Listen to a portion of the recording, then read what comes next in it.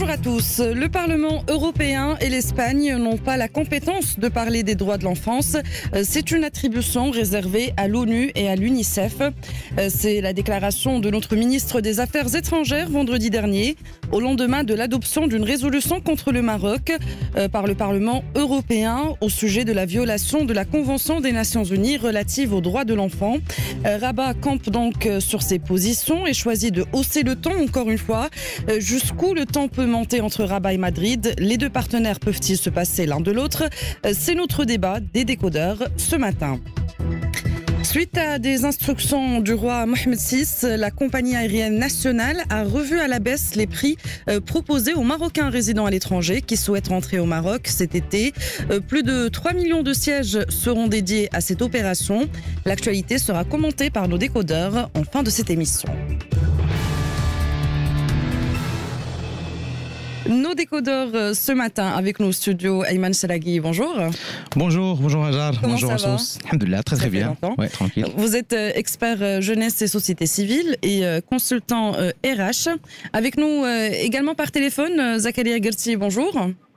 Bonjour Hajar et bonjour Ayman. Comment ça va ce lundi?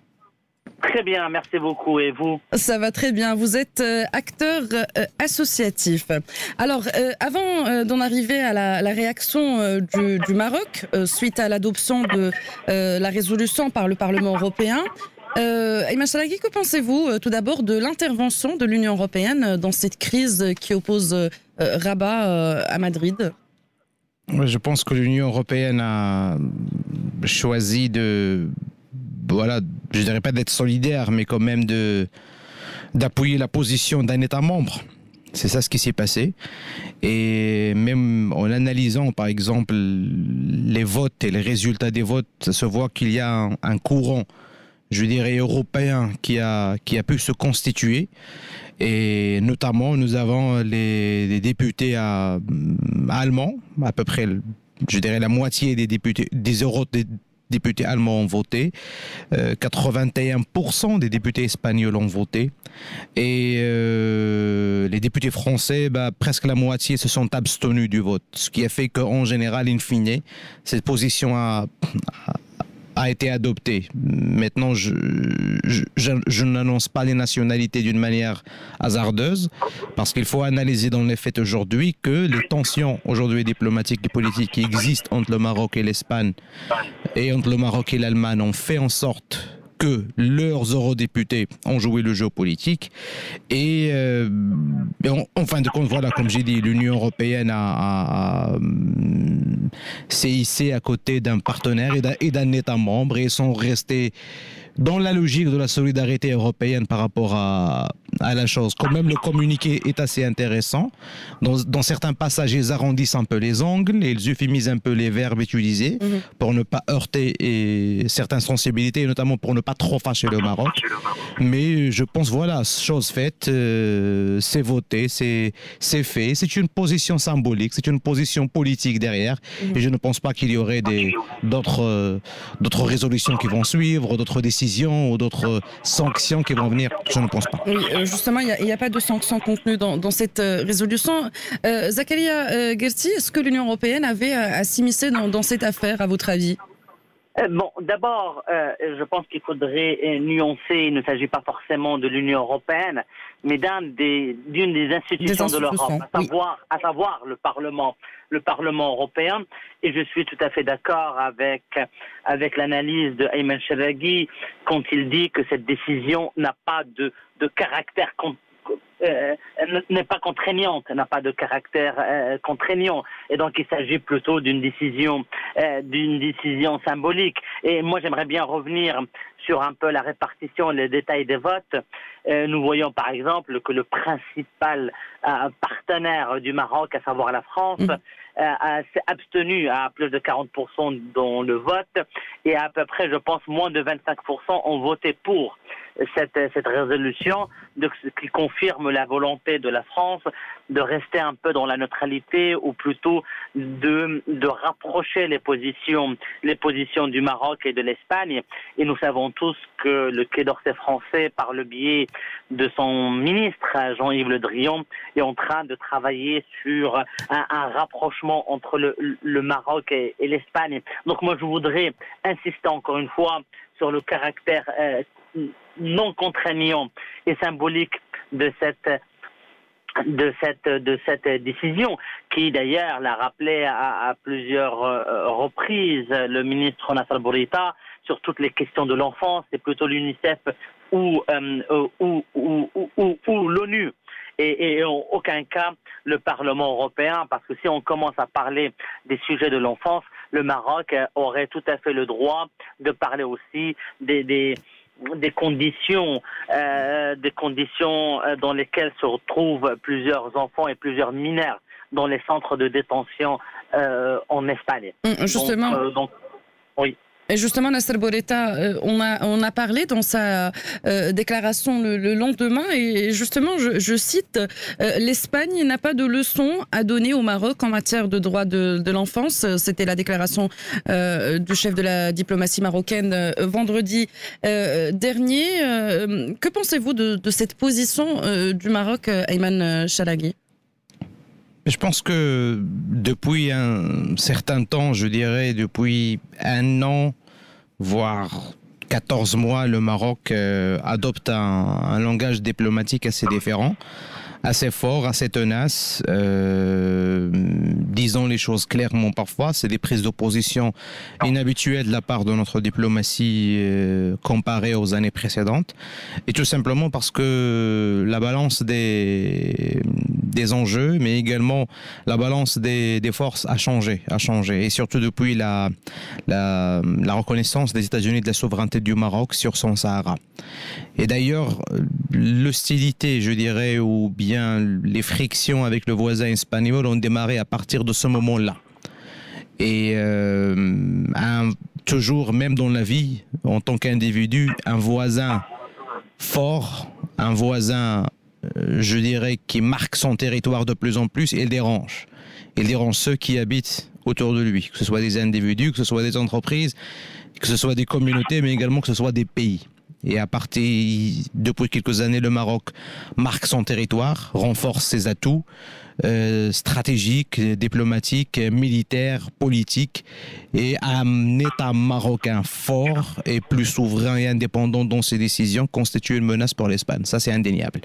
Donc, la déclaration de M. Bourita le vendredi dernier marque effectivement je dirais, c'est carrément un cours magistral donné à la diplomatie espagnole, en montrant que aujourd'hui même l'adoption, pas uniquement qu'aux députés espagnols, mais également aux eurodéputés, c'est-à-dire aujourd'hui que le Parlement européen n'est pas, selon la loi et selon l'exposé de M. Bourita, n'est pas habilité à trancher, à donner son avis sur des positions pareilles. C'est qu'il y a un organisme et des organismes onusiens dans ce sens, à savoir l'UNICEF et l'UNESCO et les Nations Unies. Et le système des Nations Unies en général.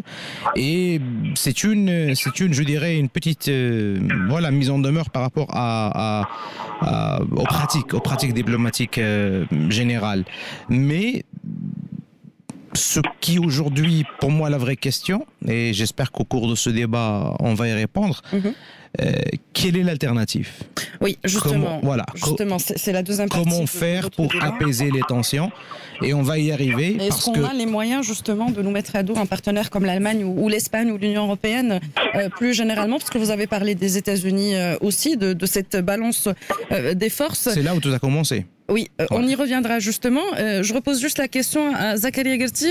Que pensez-vous de ce changement de ton diplomatique du Maroc depuis quelques mois avec son voisin espagnol notamment ? Non, bon, d'abord, le Maroc, depuis quelques mois, essaye d'adopter une politique, disons, étrangère agressive ou affirmative, au moins, en demandant à ses principaux partenaires de prendre une position forte, au moins claire, sur la question du Sahara, notamment après la reconnaissance américaine. Bon, l'origine d'abord, on peut avoir des avis différents sur le relâchement du contrôle des frontières côté marocain, mais je pense que l'origine du problème, c'est l'attitude espagnole qui a été très agressive à l'égard du Maroc en accueillant sur son sol le chef du Polisario sous une fausse identité et sans en informer le Maroc. Je pense que c'est cela qui a provoqué l'ire et la colère de la diplomatie marocaine, à juste titre, parce que les Marocains savent et connaissent la position espagnole sur le Sahara. Je ne pense pas que le Maroc voulait que l'Espagne reconnaisse définitivement la marocanité du Sahara, mais vous exigez un message de clarté et de franchise et de respect.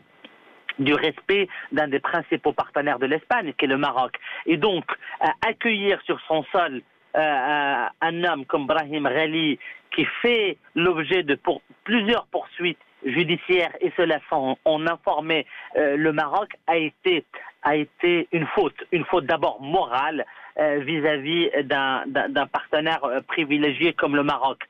Donc après, ce que fait le Maroc actuellement, c'est une politique affirmative, mais qui ne pourrait en aucun cas et qui ne devrait en aucun cas, je l'espère, remettre en cause le partenariat très fort que nous avons avec les pays européens et avec l'Union européenne.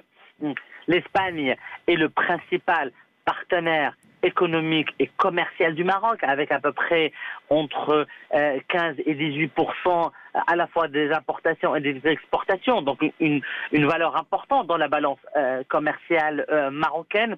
Et ni les acteurs économiques marocains, ni les acteurs économiques espagnols n'ont intérêt et ne souhaiteraient que ces intérêts économiques soient remis en cause du fait de ce malentendu diplomatique.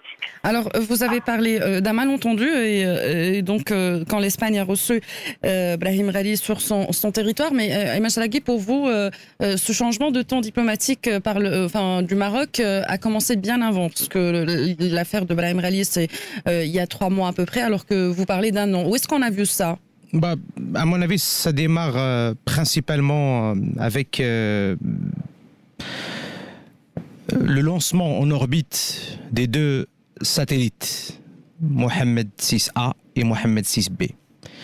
Ce lancement est, à mon avis, précurseur d'une indépendance marocaine en termes de rapports sécuritaires, de rapports militaires, une autonomie dans la surveillance de son territoire. Le Maroc ne disposait pas auparavant d'outils, de moyens pour pouvoir justement mieux contrôler ses frontières et mieux contrôler et mieux surveiller les mouvements du Front Polisario.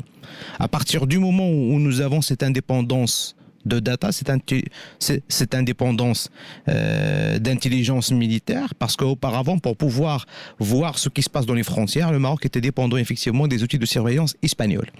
À partir de ce moment-là, quand le Maroc est devenu indépendant, ce point, effectivement, il dérange. Les dernières négociations sur l'accord de pêche avec l'Union européenne et l'accord en général d'agriculture et de pêche également, le Maroc a montré un ton beaucoup plus musclé effectivement avec l'Union européenne et notamment avec l'Espagne. C'est-à-dire que petit à petit, il y avait des signes qui montraient que le Maroc n'est plus le partenaire docile qu'il était auparavant. Ensuite vient la reconnaissance américaine de la souveraineté du Maroc sur son Sahara. Et là, c'était effectivement un point aujourd'hui qui se confirme parce qu'il n'y a même pas quelques heures, on lit carrément une demande officielle du ministère des Affaires étrangères espagnol à son homologue américain de retirer carrément la reconnaissance faite déjà par le président Trump sur la souveraineté du Maroc sur son Sahara. C'est-à-dire qu'aujourd'hui, on voit le noyau du problème. Et ça a été relayé par certains médias nationaux et internationaux. C'est-à-dire qu'aujourd'hui, c'est ça le corps du problème. C'est que cette position américaine dérange tellement l'Espagne qu'ils nous sommes en train maintenant de vivre des ramifications diplomatiques et des tensions politiques qui vont avec. Zakaria Gatti, vous voulez rebondir par rapport à ce que vient de dire Ayman Chalagui ? Non, oui, bon, il a raison. C'est vrai que l'affaire Brahim Ghali a mis à nu un peu et a dévoilé au grand soir, au grand jour, la crise profonde entre le Maroc et l'Espagne. Mais c'est vrai que l'origine de cette crise remonte à bien avant l'accueil sur le sol espagnol de Brahim Ghali. Bon, vous savez, l'Espagne est un des acteurs et un des acteurs les plus importants dans l'affaire du Sahara. D'abord en tant qu'ancien occupant et par la suite en tant que pays voisin du Maroc et aussi un pays qui accueille beaucoup de séparatistes du Polisario. Et l'Espagne comprend que si un jour l'histoire du Sahara est définitivement résolue, ceci va impliquer peut-être une concentration du Maroc sur un autre territoire qui est encore occupé, c'est-à-dire celui Ceuta et Melilla. Et donc peut-être une certaine élite politique espagnole n'aura pas intérêt à ce que le Maroc tourne définitivement la page du Sahara.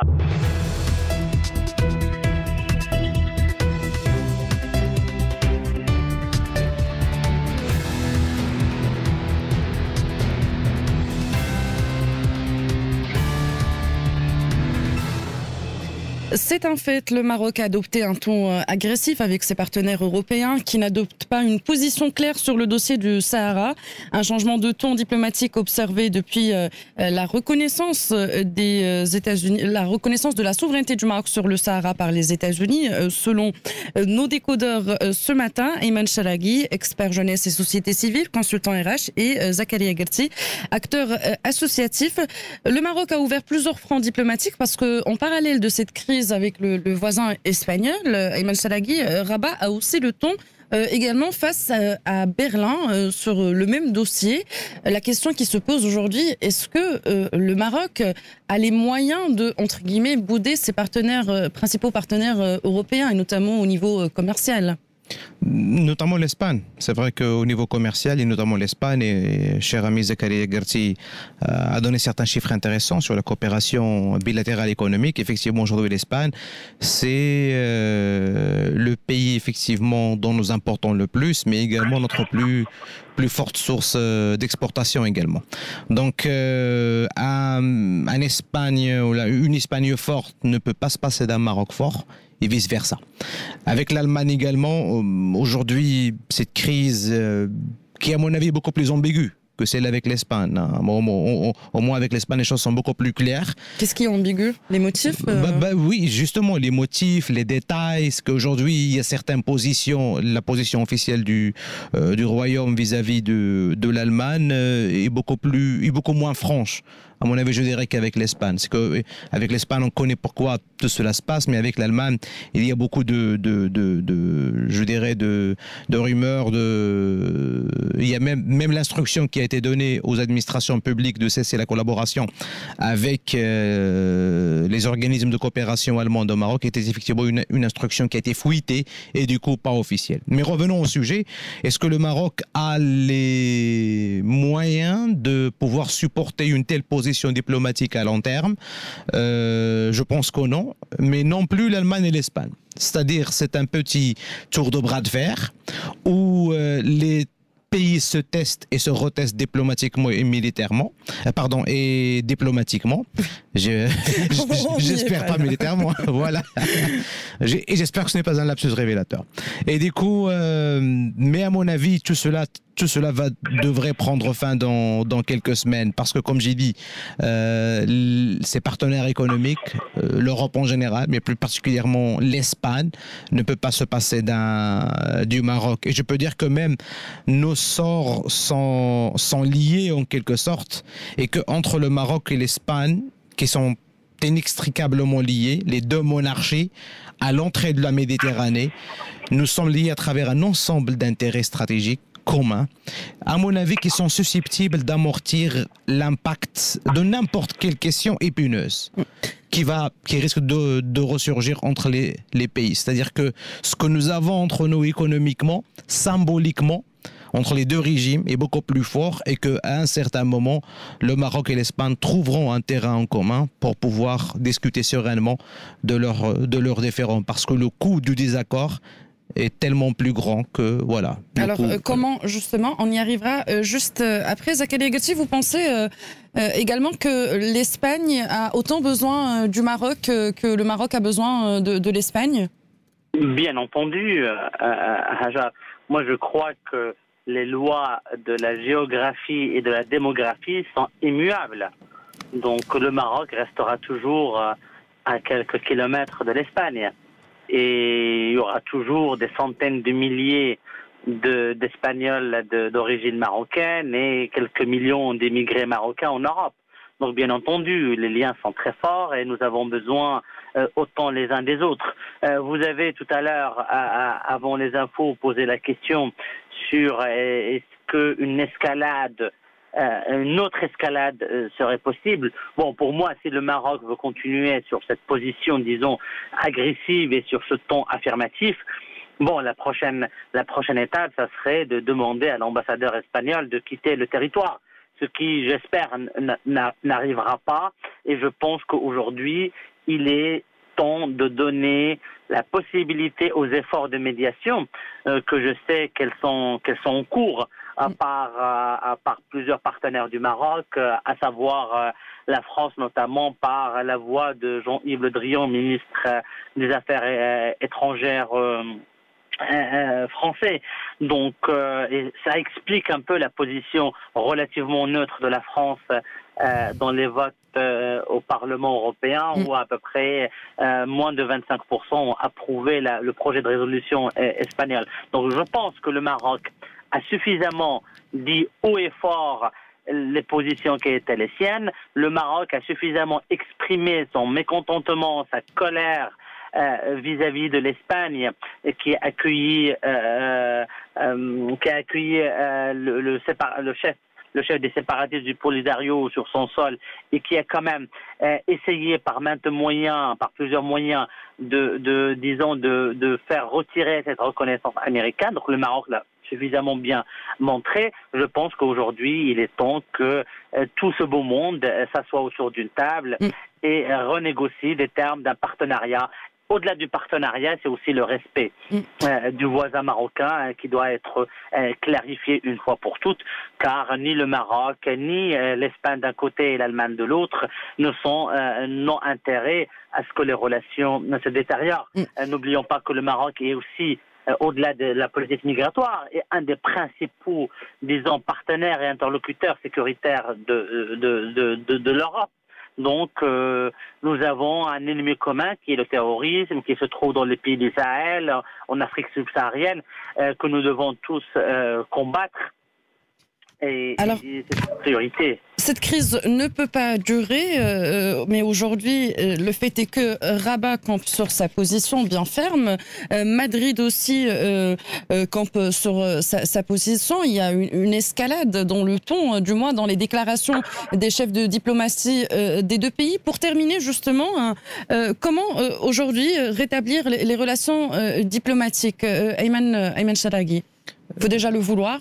Il faut déjà le vouloir, et je pense que la volonté, pour l'instant, elle existe, même si elle est cachée.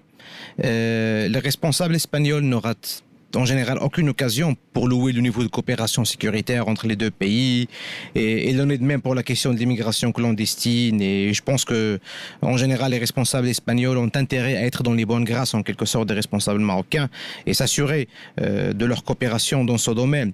Le Maroc également a aussi tout intérêt à veiller sur le bon état de ses relations avec l'Espagne. Nous avons entre 800 000 et 900 000 Marocains qui habitent en Espagne, et j'aimerais pas il faudrait qu'ils ne soient pas affectés par une quelconque friction diplomatique entre les deux pays. Toute crise diplomatique entre les deux pays pourrait créer un climat de méfiance et même donner lieu à une vague xénophobie à l'encontre de la communauté marocaine en Espagne, et on ne souhaite pas que cela arrive à ce point-là. On peut déjà dire qu'ils sont plus ou moins impactés cette année déjà avec tout le dispositif pour le retour des émirats au Maroc, et les Espagnols qui souhaitent, les Marocains qui résident en Espagne, ils doivent passer par la France ou l'Italie pour venir au Maroc. Et ça, c'est une petite sanction indirecte économique à l'Espagne. Il y a quelques jours, j'ai lu un article dans un média assez respecté qui affirme que d'une manière, je dirais, indirecte, ou bien avec des circuits informels, l'Espagne a demandé une petite trêve pour la reprise de la coopération antiterroriste, à quelques jours du démarrage de l'euro parce qu'aujourd'hui, au-delà des relations tendues entre les pays, la crise entre le Maroc et l'Espagne a déjà mis les services de renseignement des deux pays un peu en alerte,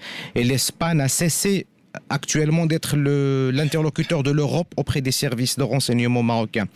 Et l'Espagne est inquiète par la date d'approche de l'opération Marhaba, de la traversée donc des Émirats en direction du Maroc, mais également par l'accueil à Séville, en Andalousie, du quartier général espagnol de l'Euro, où nous aurons plusieurs supporters, plusieurs équipes. Et là, effectivement, la data justement des renseignements marocains est tellement importante au niveau du contrôle des frontières, aéroports, sur qui, etc. Le partage des databases et le partage des détails est tellement important. Et aujourd'hui, avec la situation actuelle et la cession de toute collaboration sécuritaire dans ce sens, l'Espagne se sent un peu, je dirais, fragilisée par cette tension. Alors justement, quelle solution pour à mon avis, le rétablissement des relations diplomatiques? Voilà, je pense que la solution serait d'avoir recours à un intermédiaire. Et là, personnellement, je pense que l'appel téléphonique qui a eu lieu entre la ministre des Affaires étrangères espagnole, Laia, et son homologue américain, Blinken, il y a quelques jours, même si ce n'était pas écrit, mais je pense que, et ça c'est mon avis, je pense qu'au courant de cet appel, l'Espagne a demandé à l'Amérique de jouer l'intermédiaire dans sa crise avec le Maroc. Et c'est effectivement grâce à un intermédiaire tel que les États-Unis que les deux parties peuvent s'asseoir autour de la même table ou trouver une nouvelle manière de reconfigurer leurs intérêts et de tourner la page. Je pense que les États-Unis vont jouer un rôle dans ce dossier. Le problème principal, et vous l'avez dit tout à l'heure, c'est le dossier de Sahara. Zakaria Gersi, si l'Espagne reconsidère sa position, est-ce que déjà c'est envisageable sur le dossier de Sahara? C'est la solution, c'est ce que demande aujourd'hui, exige le Maroc?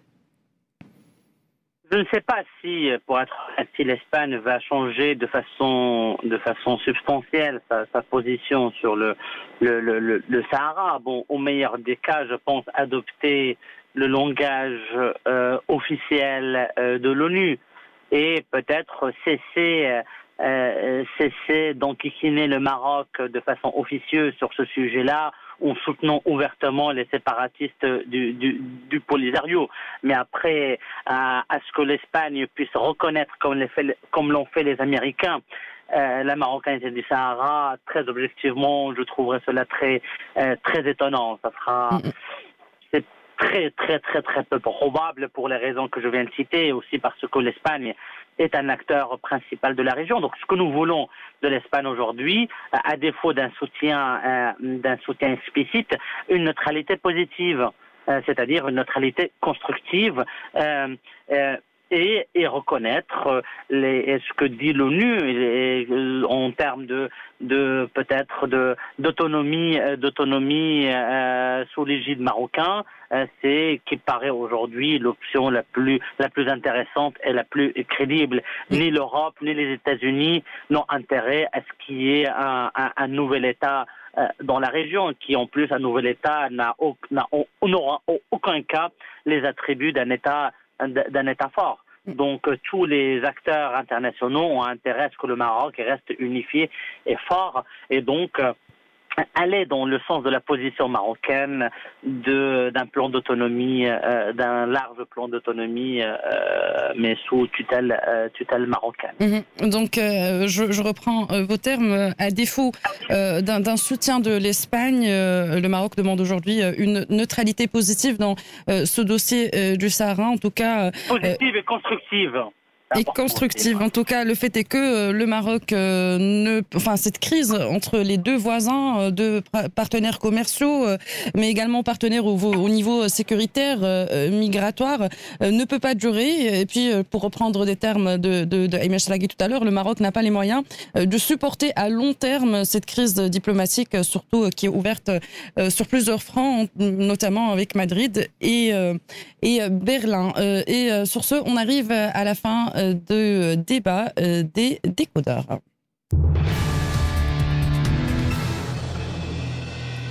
Nos décodeurs ce matin, Zakaria Gerti, acteur associatif, Ayman Chalagui, expert jeunesse et société civile, consultant RH. Alors, on disait tout à l'heure lors de la présentation, suite à des instructions du roi Mohamed VI, la compagnie aérienne nationale a revu, la RAM a revu à la baisse les prix proposés aux Marocains résidant à l'étranger qui souhaitent rentrer au Maroc cet été. Plus de 3 millions de sièges seront dédiés à cette opération. Zakaria Gerti, votre commentaire? C'est une excellente décision.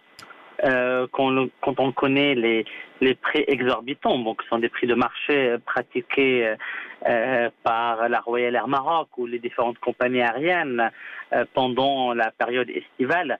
Donc, et en plus, rajoutons à cela les difficultés de transit maritime du fait de la crise entre le Maroc et l'Espagne, et aussi, disons, le contexte compliqué lié à la pandémie du Covid-19 et qui a empêché des centaines de milliers, voire des millions de Marocains de se rendre au Maroc l'année dernière.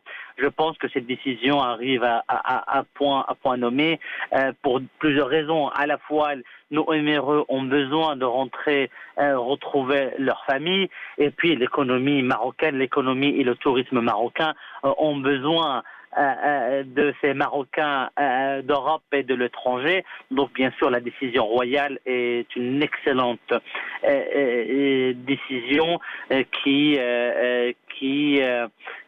conforte et qui donne beaucoup de confort à nos citoyens marocains résidant en Europe.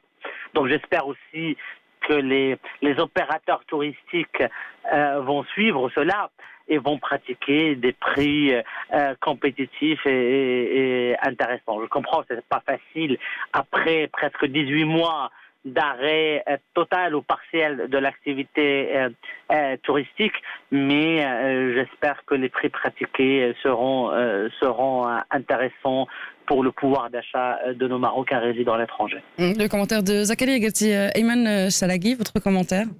Mais je pense que quand le souverain donne des instructions pareilles, juste pour ne pas canaliser le débat envers Royal Air Maroc, les instructions également concernent les ambassades et les consulats du Maroc à l'étranger pour faciliter les démarches administratives et les démarches justement consulaires pour pouvoir rejoindre le sol national. C'est également des instructions à la Fondation Mohamed V pour la solidarité qui gère l'opération Marhaba. Donc c'est pour tout le dispositif en général, donc diplomatique, consulaire, ambassade, fondation, mais également la compagnie aérienne marocaine.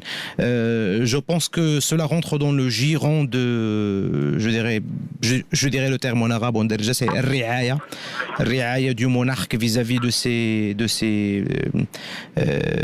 compatriotes également et de ses citoyens marocains.